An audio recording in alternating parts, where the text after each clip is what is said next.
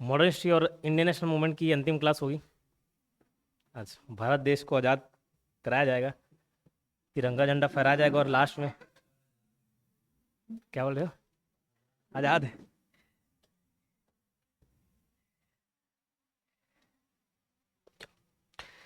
देसी रियासतें, ये एक टॉपिक देखना है। दो पॉइंट्स हम यहाँ पे करेंगे। भारत सरकार और देसी रियासतों के बीच संबंधों को सुधारने के लिए एक समिति बनाया गया था जिसका नाम था बटलर कमेटी। इस कमेटी को बस याद रखना, बटलर कमेटी किससे संबंधित था पूछा जाए तो देसी रियासतों और अंग्रेजों के मध्य जो रिश्ते थे उनको सुधारने के लिए। क्या था देसी रियासत, समझना। हमको लगता है कि अंग्रेज पूरे भारत में शासन किए, बिल्कुल किए, लेकिन जहाँ पे ये लगता है कि पूरे भारत पर कब्जा था उसका, तो ऐसा नहीं था। बहुत सारे छोटे छोटे बीच बीच में क्षेत्र थे जो देसी रियासतों के अधीन थे। बोले सर ये देसी रियासत कहाँ है? जहाँ स्थानीय राजा महाराजा लोग शासन कर रहे थे। जब भारत देश आज़ाद हुआ तो 14 देसी रियासत छत्तीसगढ़ में भी थे। केवल छत्तीसगढ़ में ही 14 रियासत ऐसी थी। लेकिन प्रत्यक्ष या अप्रत्यक्ष रूप से इन पर किसका प्रभाव था पूछा जाए तो अंग्रेजों का प्रभाव था। ठीक, लेकिन रूल कौन करता था? वहीं के देसी राजा महाराजा लोग करते थे। क्लियर? तो इनके बीच रिश्तों को सुधारने के लिए एक समिति बनाई गई थी जिसका नाम क्या था? Butler committee. कुछ रियायत दी गई, कुछ रियायत मिली उनको, लेकिन अभी भी स्वतंत्रता किसके हाथ में थी? समझ लो अंग्रेजों के हाथ में थी। वो बस नाम मात्र के इंडिपेंडेंट रूलर थे। क्लियर? अब ये एक अलग टॉपिक हो जाता है और देसी रियासतों के संबंध में ये नीचे के पॉइंट्स अलग हो जाते हैं। जब भारत देश आजाद हुआ 1947 में, 3 प्रकार के क्षेत्र अस्तित्व में थे। एक था भारत, एक था पाकिस्तान और एक था देसी रियासत। ठीक है, एक था देसी रियासत। अब ध्यान देना, ये देसी रियासतों के पास ये ऑप्शन था, अंग्रेज ऑप्शन दे के गए थे कि या तो आप भारत में मिल जाओ, या पाकिस्तान में मिल जाओ, या खुद का राज्य चलाओ स्वतंत्र रूप से। ठीक, अब यहाँ पे राजनीति चली जोड़ो और तोड़ो की। पाकिस्तान कुछ रियासतें अपने पास लेके चले गया, भारत कुछ रियासतें अपने में शामिल कर लिया, लेकिन अल्टीमेटली 3 रियासतें ऐसी थी जिसका नाम इधर लिखा हुआ जूनागढ़, हैदराबाद, जम्मू कश्मीर, ये मिलने से मना कर दिया। हैदराबाद उस समय सबसे बड़ा रियासत था और सबसे पावरफुल और सबसे पैसे वाला। ठीक, तो ये 3 रियासतें ऐसी थी जिन्होंने किसी भी संघ में मिलने से इनकार कर दिया था, चाहे वो पाकिस्तान हो चाहे भारत हो। अब राज्यों का विलीनीकरण सरदार वल्लभ भाई पटेल के नेतृत्व में हुआ। यही बता रहा हूं कि अगर सरदार वल्लभ भाई पटेल नहीं होते तो इतिहास इनको इस बात के लिए याद करता है कि अगर ये नहीं होते तो भारत लगभग 500 टुकड़ों में बटा होता, छोटे छोटे देसी रियासतें नहीं। लेकिन वल्लभ भाई पटेल साम दाम दंड भेद गांधी जी के विचारों से ठीक विपरीत, डरा के धमका के पैसों का लालच दे के जैसा भी हो, उनको क्या कर लिए? शामिल कर लिए। ठीक है, जहां भी जाते ऐसे, हाँ भाई अब बात कर, समझे?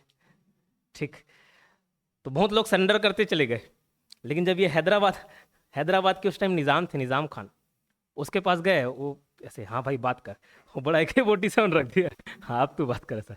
ठीक, तो खैर हैदराबाद का जो निज़ाम खान था, इसको मालूम था कि भाई मेरे पास पाकिस्तान का सपोर्ट मिल सकता अगर मैं चाहूँ तो, लेकिन इंडिया को हैदराबाद कब्जा करना इसलिए जरूरी था क्योंकि बीच में एक दाग जैसा लगता है। यहाँ इतना बड़ा हैदराबाद, हैदराबाद मतलब केवल हैदराबाद सिटी नहीं है, बहुत बड़ा क्षेत्र था, आंध्र प्रदेश तेलंगाना, इतना बड़े दाग जैसे लगता है, इतना बड़ा क्षेत्र बीच में। तो इंडिया को भैया ये था कि इसको कब्जा करके रखना है। और यहाँ का राजा था वो क्या? मुस्लिम था। आबादी बहुमत किसकी थी? हिंदुओं की थी। ठीक, तो भारत देश को लगता था कि पाकिस्तान कहीं ना कहीं से इसको सपोर्ट करेगा, परेशानी क्रिएट करेगा, तो हैदराबाद को इसको चाहिए थे नहीं हो। बट इन लोग शुरुआत में नहीं किए।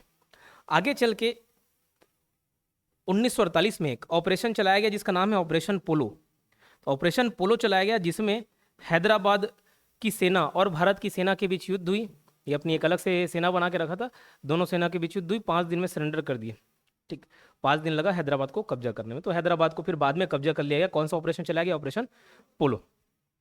जूनागढ़, जूनागढ़ के भी जो राजा थे वो मुस्लिम थे। ये गुजरात से लगा हुआ बैठे, गुजरात राजस्थान से, और पाकिस्तान का भी बॉर्डर टच करता है। इसको अब अच्छा ऑफर मिल रहा था पाकिस्तान की तरफ से भी और इंडिया की तरफ से भी, लेकिन नहीं मान रहा था। ये बोले मैं अपना अलग से चलाऊंगा। ठीक है, इसका राजा था मुस्लिम और जनता ज्यादातर क्या थी?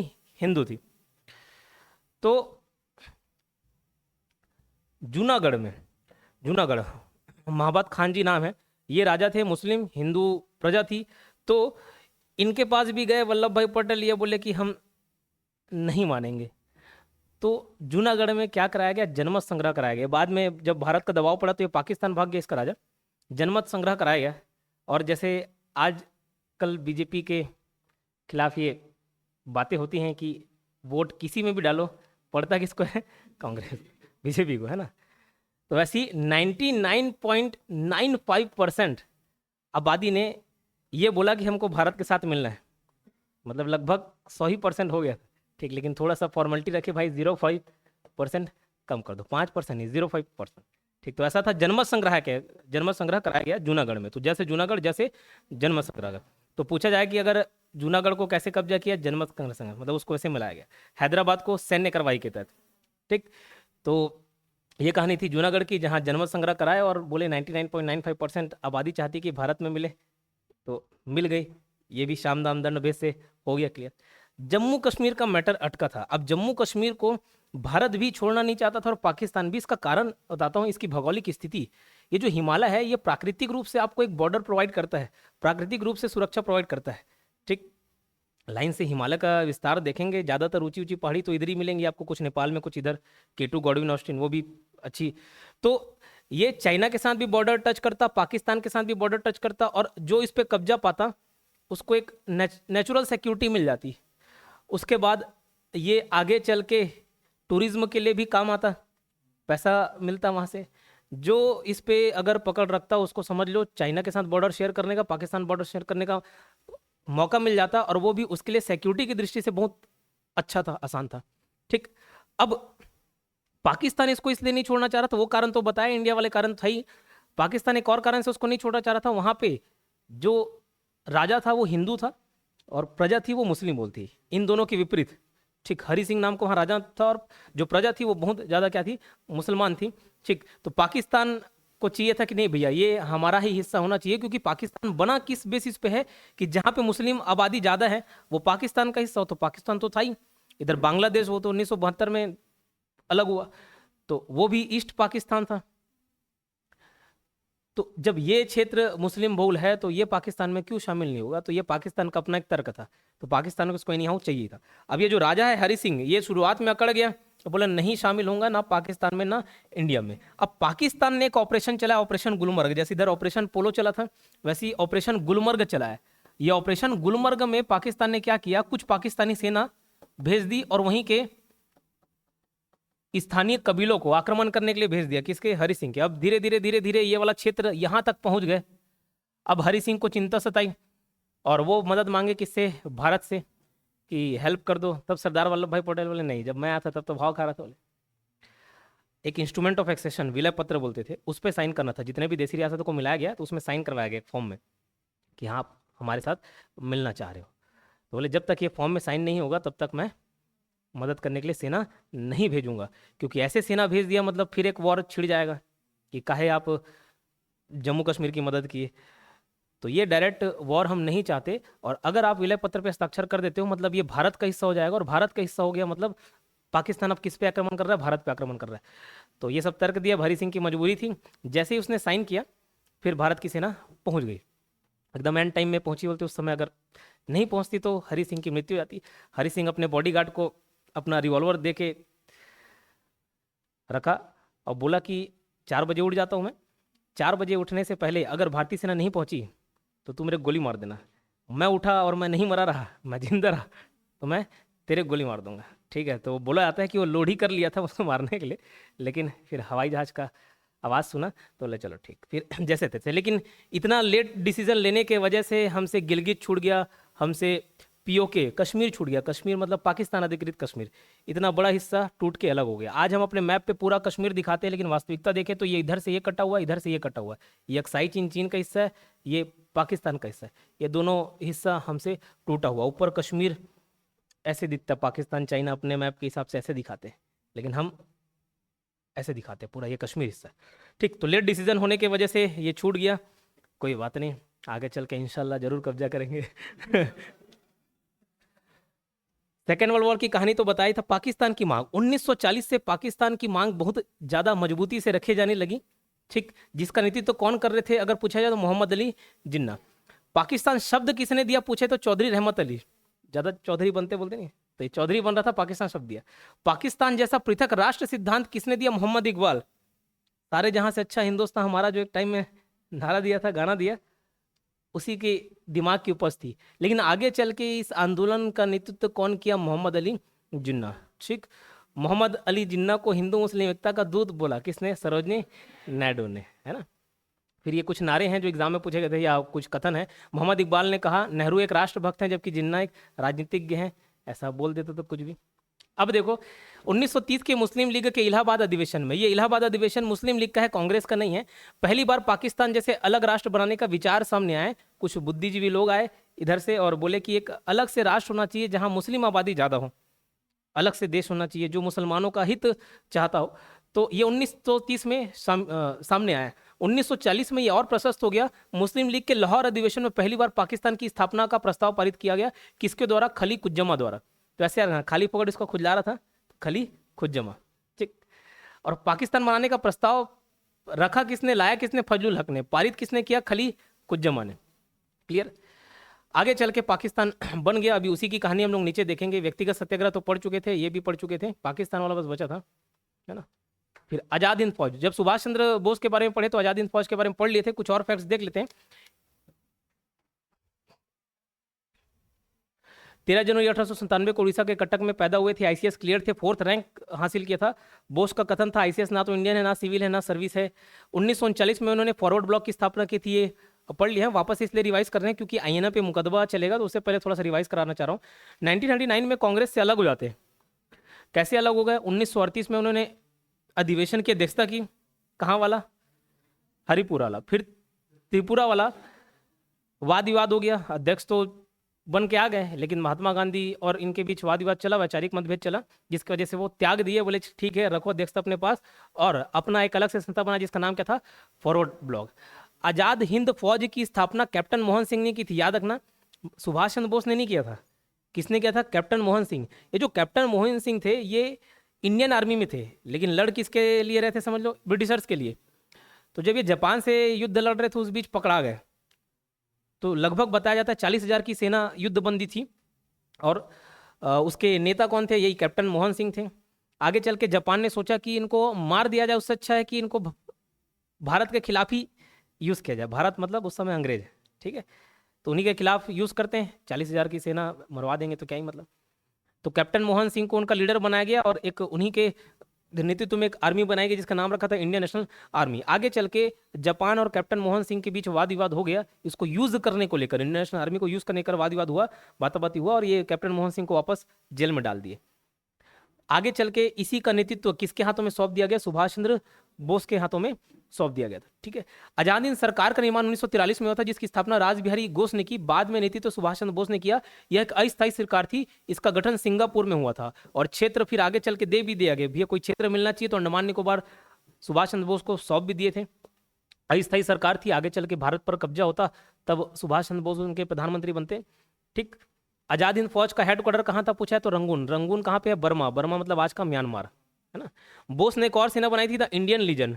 इंडियन लीजन नाम की सेना बनाई थी 1942 में। अब देखो, आजाद हिंद फौज के 3 रेजिमेंट थे या 3 ब्रिगेड थे, Subhash brigade, Nehru brigade, Gandhi brigade, और एक महिला ब्रिगेड भी थी जिसका नाम रानी लक्ष्मीबाई ब्रिगेड था। ठीक।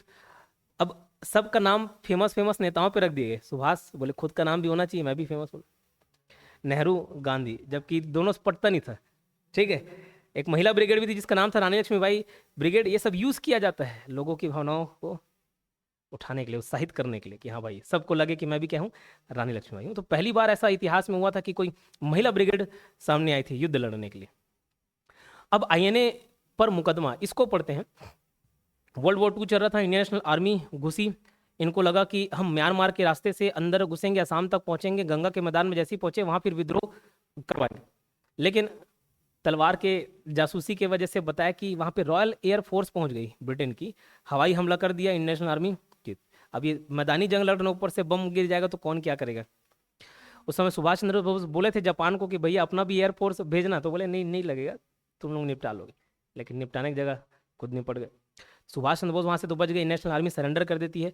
जो युद्धबंदी थे उनके प्रमुख नेता कौन कौन थे? आईएनए के मुख्य किरदार पीके सहगल, गुरबाज सिंह ढिल्लो और शहनवाज। ठीक। तो इसमें हिंदू मुस्लिम सिख सब शामिल हो गए थे, बड़े बड़े नेताओं में। जैसे ही वर्ल्ड वॉर समाप्त हुआ अंग्रेजों को लगा कि इनको मजा चखाएंगे और दिखाएंगे कि भैया हमारे साथ गद्दारी करने का क्या नतीजा होता है। तो लाल किले में इसके ऊपर मुकदमा चला, लेकिन ठीक अंग्रेजों के सोच के विपरीत इसका प्रभाव उल्टा पड़ा भारतीय लोगों में। तब मालूम चला कि अच्छा, हमारे लिए कोई सुभाष चंद्र बोस जैसे कोई नेता आए थे सामने जो लड़े, फौज बनाई और हमला किया, ऐसा भी कुछ था। क्योंकि पहले बहुत ज़्यादा प्रचार प्रसार नहीं होता था, एकदम news TV channel social media तो थे नहीं। तो लोगों को लगा कि हमारे लिए भी कोई एक आदमी लड़ा है और हम उसी का मुकदमा देखने के लिए सामने आ रहे हैं। ठीक, तो लोगों ने इसका विरोध किया, बोले कि भैया अगर ये इनको फांसी मिल गई तो फिर सोच लेना। फांसी दे दिए थे, ये सोचे कि सबके सामने चौराहे पे लटकाएंगे करे, लेकिन बाद में इसको जबरन माफ करना पड़ा अंग्रेजों को। ठीक, तो ये आईएनए पर मुकदमा चला था, लेकिन सभी को फांसी की सजा से मुक्ति मिल गई। वायुसेना और नौसेना का विद्रोह, भारत देश की आज़ादी में इनका विद्रोह भी शामिल है। वायुसेना और नौसेना शक्ति का प्रमुख केंद्र था, वायुसेना और नौसेना। तो वायुसेना और नौसेना प्रमुख केंद्र थे, इन्होंने भी विद्रोह कर दिया था। बट चाहे किताब की बात कर ले या कोई भी कहानी में, बस ये 2-3 लाइन में खत्म हो जाता है। बट ठीक है, हमको भी उतना ही पढ़ना है एग्जाम की दृष्टि से। तो रॉयल एयर फोर्स जो हमला किया था आईएनए ऊपर, है ना, तो जनवरी 1940 में रॉयल एयरफोर्स के सैनिकों ने विद्रोह कर दिया था और फरवरी 1940 में रॉयल इंडियन नेवी के सैनिकों ने विद्रोह कर दिया था। अब स्थिति ब्रिटेन के फेवर में थी भी नहीं, और सैनिकों के बीच में नाराजगी किसको लेकर थी, तो खाने को लेकर। उनको ढंग का खाना नहीं दिया जाता था। सेम रैंक के अंग्रेजी अफसर रहते थे, उनके साथ अच्छा व्यवहार होता था, इनके साथ नहीं होता था, भेदभाव होता था। ये सब बहुत सारे कारण थे जिनके वजह से इन्होंने भी हथियार उठा लिया, बोले नहीं अब वापस हम तुम्ही को मारेंगे। लेकिन किनके दबाव में आकर, वल्लभ भाई पटेल के दबाव में आकर सैनिकों ने आत्मसमर्पण कर दिया। तो वल्लभ भाई पटेल का है दबाव बनाए, वो बोले जाके कि भैया आज़ादी मिलने वाली है, ठीक है, और तुम लोग लफड़ा मत पालो हो रहे। ठीक, तो वल्लभ भाई पटेल वहाँ जाके समझाए, बोले ठीक है 1 साल में आज़ादी मिल जाएगी, फिर मेरे अंडर रहोगे, देख लेंगे। बोले हाँ ठीक। तो ये दब गया। ठीक, कैबिनेट मिशन 1946 में वर्ल्ड वॉर 2 समाप्त हुआ। उसके लीडर विंस्टन चर्चिल, बहुत पियकड़ा आदमी था, पीपाक टून रहता था, लेकिन फिर भी जिता दिया वर्ल्ड वॉर। उसके बावजूद ब्रिटेन के नागरिक उनको नेता नहीं चुने, मतलब अपना प्रधानमंत्री नहीं चुने। तो विंस्टन चर्चिल की पार्टी हार गई और दूसरी पार्टी जीत गई। तो जो दूसरी पार्टी जीत के आई वो भारत की समर्थक रहती थी। हर एक तुष्टीकरण की राजनीति चलती है, कोई पार्टी किसी का समर्थन करता है, कोई पार्टी किसी का विरोध करता है। तो जो पार्टी चुन के आई सेकेंड वर्ल्ड वॉर के बाद, उसका इंडिया के प्रति रुझान रहता था, एक सॉफ्ट कॉर्नर रहता था, तो उसने आज़ादी देने की बात कही थी। ठीक है, तो उन्होंने ही कैबिनेट मिशन भेजा। बाद में कैबिनेट मिशन भेजा गया 1945 में ही क्लीमेंट एटली की लेबर पार्टी की सरकार सत्ता में आई, और ये बताया लेबर पार्टी का रुझान किसके तरफ रहता था, भारत के प्रति रहता। इन्होंने 1946 में भारत में कैबिनेट मिशन भेजा, जिसके 2 उद्देश्य थे, भारत को सत्ता का हस्तांतरण और संविधान सभा का निर्माण करना। कैबिनेट मिशन में 3 सदस्य थे, पैट्रिक लॉरेंस जो भारत सचिव थे, स्टैफोर्ड क्रिप्स व्यापारिक बोर्ड के अध्यक्ष थे, और एबी अलेक्जेंडर नौसेना मंत्री थे, अलेक्जेंडर। कैबिनेट मिशन में कांग्रेस और मुस्लिम लीग की सहमति नहीं बन पाई। कांग्रेस अखंड भारत चाहता था, मुस्लिम लीग अलग राष्ट्र की मांग कर रहे थे। कैबिनेट मिशन में ध्यान रखना, कैबिनेट मिशन में अलग से पाकिस्तान का प्रावधान कुछ नहीं था। शुरुआत में मोहम्मद अली जिन्ना मान गए, लेकिन आगे चल के फिर मना कर दिए, बोले नहीं ये सब नहीं मानेंगे। तो कांग्रेस और मुस्लिम लीग दोनों ने इसको अस्वीकार कर दिया। कैबिनेट मिशन लगभग समझ लो फेल हो गया। आगे चल के फिर एक माउंटबेटन योजना आई। ठीक, माउंटबेटन योजना आई। माउंटबेटन योजना प्रस्तुत की, जिसके अनुरूप ब्रिटिश संसद द्वारा 18 जुलाई 1947 को भारतीय स्वतंत्रता अधिनियम, इंडियन इंडिपेंडेंस एक्ट पारित किया, जिसमें भारत और पाकिस्तान 2 डोमिनियन की स्थापना की, और उसकी आज़ादी के लिए डेट कौन सा डिसाइड किया, 15 अगस्त 1947। तो अगर पूछा जाए कि पाकिस्तान कौन सी योजना, कौन से मिशन के तहत अलग हुआ, तो कैबिनेट मिशन के तहत नहीं, क्रिप्स मिशन के तहत नहीं, माउंटबेटन योजना के तहत। ठीक, अब अल्टीमेटली माउंटबेटन योजना को भारत को स्वीकार करना पड़ा, और भारत मतलब मैं बोलूं 2 अलग अलग पार्टी, कांग्रेस और मुस्लिम लीग दोनों, क्योंकि इसमें विभाजन था। बोले कांग्रेस विभाजन को क्यों स्वीकार कर ली, इतने दिनों से जो अपोज कर रही है कि अलग राष्ट्र नहीं बनेगा। महात्मा गांधी जो अपोज कर रहे थे कि एक अलग से राष्ट्र नहीं बनेगा, हिंदू मुस्लिम भाई भाई हैं, एक ही राष्ट्र में रहेंगे, लेकिन और कोई चारा नहीं था। क्योंकि जैसे ही कैबिनेट मिशन आया और उसमें अलग राष्ट्र नहीं था, मोहम्मद अली जिन्ना ने 16 अगस्त 1946 को डायरेक्ट एक्शन डे बोल दिया, प्रत्यक्ष कार्रवाई दिवस घोषित कर दिया कि इस दिन प्रत्यक्ष कार्रवाई होगा। कुछ नहीं बताया कि क्या करना है, लेकिन उनका उद्देश्य ये था कि दंगा करवाया जाए। तो जितने भी मुस्लिम बहुल क्षेत्र थे वहाँ काफ़ी ज़्यादा दंगा हुआ, सांप्रदायिक दंगा हुआ, कई लोग मरे, हजारों लोग मरे, और महात्मा गांधी इसको देख रहे थे। और लेकिन अगर आज़ादी के लिए हम ये 2 राष्ट्र को अलग नहीं करते हैं तो आगे चल के और बहुत ज़्यादा दंगा फैलेगा, उसको रोकना चाहती थी भारत सरकार या कांग्रेस। तो इस वजह से माउंटबेटन को दिल पे पत्थर रख के स्वीकार कर लिया। ठीक है, और मोहम्मद अली जिन्ना तो खुश थे ही, है ना। तो आगे चल के दो डोमिनियन की स्थापना हुई। अभी डोमिनियन इसलिए बोल रहा हूँ क्योंकि खुद का संविधान निर्माण नहीं है, निर्मित नहीं है, इस वजह से डोमिनियन है। आगे चल के जब संविधान बनता है तो उसमें आप प्रस्तावना पढ़े होंगे, संप्रभु, है ना, प्रभुत्व संपन्न, समाजवादी, धर्मनिरपेक्ष, लोकतंत्रात्मक, गणराज्य, है ना, तो पढ़े हो। तो संप्रभु है, संप्रभु मतलब अपने डिसीजन लेने के लिए स्वतंत्र है, ठीक, सॉवरेन बोलते हैं अंग्रेजी में। तो इस तरीके से आगे चल के 15 अगस्त 1947 को देश आज़ाद हो गया, भारत देश आज़ाद हो गया। लेकिन इस आज़ादी की कीमत 10 लाख लोगों को चुकानी पड़ी। 10 लाख लोग मरे। 10 लाख लोग का फिगर कितना होता है? अभी गोधरा कांड पर एक मूवी आई है, साबरमती, जाना है वो भी? ठीक है, तो उसमें 1000 लोग लगभग मरे होंगे, ठीक, लाख भी नहीं। और इसमें 1 लाख, 2 लाख, 3 लाख नहीं, भारत जब विभाजन हुआ तो 10 लाख लोग मरे। और 10 लाख लोग तो सिर्फ रिपोर्ट के हिसाब से मरे। 75,000 महिलाओं के साथ रेप हुआ, कितनी सारी घटना हुई। 1.5 करोड़ लोग ऐसे थे जो विस्थापित हो गए, मतलब जिनका घर पता का ठिकाना नहीं। कितने लोग लापता हो गए, कितने लोग अपने फैमिली से अलग हो गए। लेकिन अगर भारत देश विभाजन नहीं होता, कई लोग महात्मा गांधी के ऊपर इल्जाम डाल देते इन्हीं की वजह से अलग हुआ करे, लेकिन और कोई ऑप्शन नहीं था। आप उनके जगह रहते तो क्या ही चुनते। तो वो बोले कि 10 करोड़ मर जाए उससे अच्छा है कि 10 लाख रहे, ठीक। तो ज़्यादा नुकसान होने से अच्छा है कि कम नुकसान हो। नहीं तो मोहम्मद अली जिन्ना वो करवाती रहता लड़ाई झगड़ा। इस वजह से जो ट्रेन इधर जाती थी उनका ट्रेन का नाम दे दिया गया था ट्रेन ऑफ डेथ, मौत का ट्रेन। जो पाकिस्तान तरफ से ट्रेन आती थी उसमें भी लाशें भर के आती थी, उसमें हिंदुओं की लाशें रहती थी। इधर दिल्ली पंजाब तरफ से, पाकिस्तान वाला नहीं, इंडिया वाला पंजाब, इधर से जो ट्रेन जाते थे उसमें मुसलमानों के लाशें रहती थी कटे कटे। तो ये हालत थे। हिंदू, मुस्लिम और सिख तीनों के बीच दंगा हुआ, सब एक दूसरे को मारे, 10 लाख लोग निपट गए। वर्ल्ड वॉर 2 में 1 करोड़ लोग मरे थे दोनों तरफ से, और 10% हिस्सा सिर्फ इसी में। तो विश्व के इतिहास में देखा जाए सबसे बड़ा दंगा इसको माना जाता है, उसमें काउंट करते हैं। और सबसे बड़ा विस्थापन भी इसी को ही काउंट किया था। तो ये भारत देश को आज़ादी मिल गई है, बोलो भारत माता की जय। ठीक है। अब इतना पढ़ाने के बाद भी कई बच्चों को ये समझ नहीं आता सर भारत देश को आज़ाद किसने कराया, तो ये मन में डाउट रहते ही हैं। और जो मैडम पूछती थी वो आज आई नहीं गया। नहीं आई आज, ठीक। कई लोग गांधी जी का समर्थन करते, कई लोग गांधी जी का विरोध करते हैं कि अकेले गांधी जी ने आज़ादी नहीं दिलाई, गांधी जी का कोई योगदान नहीं था, ऐसा बोला जाता है। लेकिन वास्तविकता सामने रखता हूँ आपके। आज़ादी मिलने का सबसे पहला कारण और सबसे प्रमुख कारण वर्ल्ड वॉर 2 था। ये बोल सकते हो हिटलर एक हमारे लिए तो वरदान के रूप में आया। हिटलर अगर बैंड नहीं बजाया रहता, क्योंकि उस टाइम ब्रिटेन और फ्रांस दो सबसे शक्तिशाली उस समय साम्राज्य था, जिसको कमजोर कर दिया हिटलर। जीत तो नहीं पाया लेकिन कमजोर करके चल दिया, चाहे आर्थिक रूप से चाहे सैन्य रूप से। तो ब्रिटेन अब कमजोर हो चुका था। अब कब्जा करके या अपनी कॉलोनी चलाने का इसके पास ना शक्ति थी ना टाइम था, कुछ नहीं था इसके पास। तो वर्ल्ड वॉर 2 ने ब्रिटेन और फ्रांस को कमजोर बना दिया, मतलब हमारे जो दुश्मन थे उनको कमजोर बना दिया। दूसरा कारण अमेरिका, रशिया, बड़े जो पावरफुल नेशन थे उनका दबाव था कि भैया छोड़ो ये सब की वजह से इमेज खराब हो रहा है। तो अंतर्राष्ट्रीय दबाव था जिसकी वजह से ब्रिटेन को आज़ाद करना पड़ा भारत को। सत्ता परिवर्तन था ब्रिटेन में 1945 के बाद जो चुनाव हुए, क्लेमेंट एटली प्रधानमंत्री बन के आए, उनका रुझान भारत के प्रति था। सब अलग अलग अपना चुनाव का मुद्दा उठाते ना, तो उसमें ये मुद्दा शामिल था। तो सत्ता परिवर्तन था, ठीक।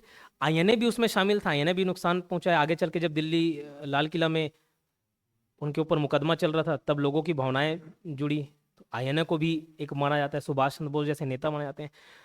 छोटी छोटी घटनाएं जैसे भगत सिंह का प्रभाव हो गया, है ना, जितने भी रिवॉल्यूशनरीज थे, क्रांतिकारी थे, उन्होंने भी अपने जान न्यौछावर किए। तो धीरे धीरे छोटी छोटी घटनाएं थी लेकिन वो भी एक प्रभाव डाला। तो ये सारे कारणों से उनमें महात्मा गांधी का योगदान भी शामिल है। अब कई लोग उसको नकार देते हैं जो कांग्रेस विरोधी रहते हैं या गांधी विरोधी रहते हैं, लेकिन अगर देखोगे जो अपने लिए ना लड़के दूसरे के लिए कर रहा है, अपने स्वार्थ को ना देख के दूसरे स्वार्थ को देख रहा है, वो समझ लो भगवान ही है, इंसान नहीं। नहीं तो कौन दूसरे के लिए करेगा। अगर इतनी ही शक्ति दूसरे लोगों में होती तो महात्मा गांधी जैसे बड़ा आंदोलन खड़ा कर लेते, लेकिन नहीं कर पाए। महात्मा गांधी जैसे आंदोलन कोई खड़ा कर पाया क्या इतिहास में? कभी देखोगे वैसे आपको भीड़ नहीं देखने को मिलेगी जो असहयोग आंदोलन में मिला, जो सविनय अवज्ञा आंदोलन में मिला, जो भारत छोड़ो आंदोलन में मिला। तो इतने लोगों को जागरूक करने का काम महात्मा गांधी करके चल दिए, ठीक। लाखों लोग, करोड़ों लोग उसमें पार्टिसिपेट करते थे। सब चीज़ मतलब एक बार अगर डिमांड कर दिए लोग, महिलाएं जेवरात अपना चढ़ा दे रही हैं। यहाँ पे भी आए तो महिलाओं का संबोधन किया था रायपुर के एक वाचनालय में, है ना। तो सब, एक तो महिलाओं का हाथ से कुछ छूटता नहीं, ऊपर से गहना वहना दे दिया, मतलब बहुत बड़ी बात है, बता ही रही ठीक। तो था, दम तो था, बोले गांधी जी, है ना। तो सभी का अपना अपना योगदान है, किसी एक की वजह से आज़ादी नहीं मिली, सबके वजह से आज़ादी मिली। ठीक, तो और किसी के मन में कुछ सवाल हो तो पूछ सकते हो। वीडी सावरकर, हाँ, उसके विषय में मूवी आई है देख- हाँ, खिलाफ थे, कई लोग खिलाफ थे। जो वीडी सावरकर की बात आई तो नाथूराम गोडसे की भी बात करते हैं। आगे चल के नाथूराम गोडसे निपटा देते हैं महात्मा गांधी को, हम उनका भी कारण देख लेते हैं। कारण ये था, वीडी सावरकर और नाथूराम गोडसे दोनों का विचार एक ही था, महात्मा गांधी के खिलाफ थे। ये दोनों का मानना था कि महात्मा गांधी तुष्टीकरण की राजनीति करते। किसकी? मुस्लिम तुष्टीकरण की। कि भैया हिंदू बहुल क्षेत्र है, उसमें आप मुस्लिम तुष्टीकरण की राजनीति क्यों कर रहे हो? इसके वजह से नुकसान किसको हो रहा है? हिंदुओं को हो रहा है, ऐसा इन लोगों को मानना था। और ये कट्टर हिंदू थे, वीडी सावरकर हो गए और नाथूराम गोडसे हो गए। आगे चल के 30 जनवरी 1948 को नारायण राव आप्टे और नाथूराम गोडसे प्लान बनाते हैं इनको मारने का, और 30 जनवरी को हेड शॉट, ठीक है, छाती में गोली मार देते हैं। उसका 2-3 कारण दिए, आगे चल के आधे घंटे का उनका कथन है, सुनना, यूट्यूब पे मिल जाएगा, मैंने गांधी को क्यों मारा। तो जब अदालत पे अपना बयान दे और बोले कि नहीं, मैं नहीं चाहता मेरे को कुछ माफ़ी मिले, ठीक, लेकिन अगर मैं नहीं मारता तो आगे चल के ये हिंदू मुस्लिम दंगा बढ़ते रहते, बोले मार के ठीक किया। तो मुस्लिम तुष्टीकरण की राजनीति की वजह से नाराज थे गांधी जी से। दूसरा, 55 करोड़ रुपए गांधी जी बोले पाकिस्तान को देंगे, तो बोले काहे देना पाकिस्तान, वो एक अलग राष्ट्र बन गया, वही 55 करोड़ रुपए हमारे खिलाफ यूज हो सकता है, हिंदुओं को दो, नहीं नहीं मुस्लिम को देंगे। तो ये तुष्टीकरण की राजनीति से परेशान थे। लगता था विभाजन को रोक सकते थे, नहीं रोके। गांधी जी चाहते थे कि धर्मनिरपेक्ष राष्ट्र बने, ये चाहते थे हिंदू राष्ट्र बने, लेकिन हिंदू राष्ट्र, पाकिस्तान भले मुस्लिम राष्ट्र है लेकिन हिंदू राष्ट्र हमारा भारत नहीं, ये तो धर्मनिरपेक्ष राष्ट्र है। तो ये सब कारण थे जिसकी वजह से गांधी जी से नाराज थे और आगे चल के मार दी। तो सब विचारधारा अलग अलग थी, किसी को लगता था अहिंसा से आज़ादी मिल जाएगी, किसी को लगता था हिंसा से मिल जाएगी, ठीक, सबकी अपनी अपनी विचारधारा। और किसी कोई समस्या, सवाल? नहीं, चलिए ठीक।